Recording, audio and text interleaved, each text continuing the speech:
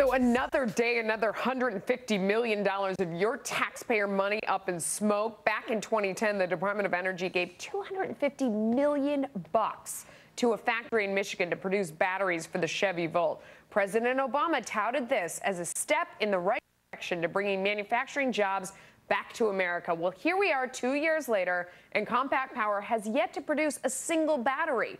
Now it's forced to furlough all of its workers. Joining me now is Paul Chesser, Senior Fellow at the National Legal and Policy Center. How in the world did this happen?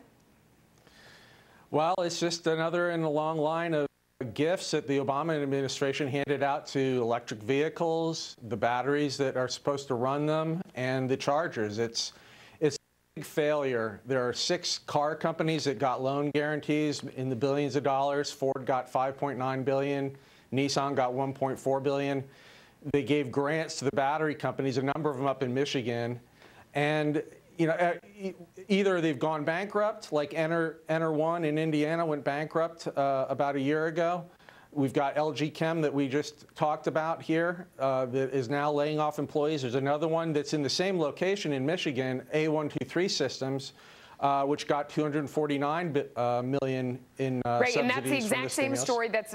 I mean, we're talking about this other company, Compact Power, but you're bringing up A123, which is another battery manufacturer, almost the same exact situation. It got millions of dollars in taxpayer dollars, and now it's another failed company. When I hear these stories, I think about one moment from the debate. Let's listen to that and talk about it on the other side. Don't forget, you put $90 billion, like 50 years worth of breaks into solar and wind, to Solyndra and Fisker and Tesla. And I mean, I had a friend who said, you don't just pick the winners and losers, you pick the losers, all right? You know, he smiles, but it just is situation after company after company after situation where all of our dollars have gone down the drain. And you can't even say that it's to create jobs no matter how expensive they are, because nobody's working at these places anymore. They're going out of business.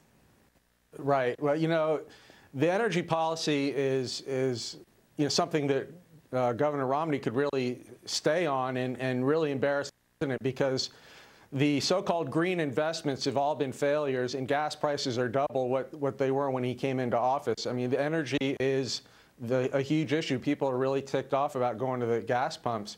But you know, this is just clear proof that the private investment, venture capital, should be left in the hands of private investors. They should not, the government should not be taking risks with taxpayer money and putting it into these speculative companies, whether it's an established company like Ford or Nissan that are supposed to create these thousands of jobs in Tennessee and Michigan for these green electric vehicles, and they're not going to do it because people aren't buying the vehicles. And they make the or argument, the startups like Fisker. Yeah, and they make the argument that you have to prop up these companies for a while in order for them to become, be able to stand on their own, and that this is what happened to energy companies for years, to traditional energy companies. But here we've propped them up, and they can't stand on their own because no one's buying their products because they don't make economic sense. Well, they're not investing in a new technology. This isn't not the technology of the future. This technology was around 100 years ago, and the batteries don't last any longer. They don't charge any faster. You know, the cars don't go any further than they did 100 years ago when electric vehicles were the rage. The cars might go a little faster than they used to. So it's really a failed policy. This is why government and a handful of bureaucrats are not the people you want deciding to invest money in this industry. Paul, you're so right. Thank you so much for coming on our show. We appreciate your time. All right. Thank you, Melissa.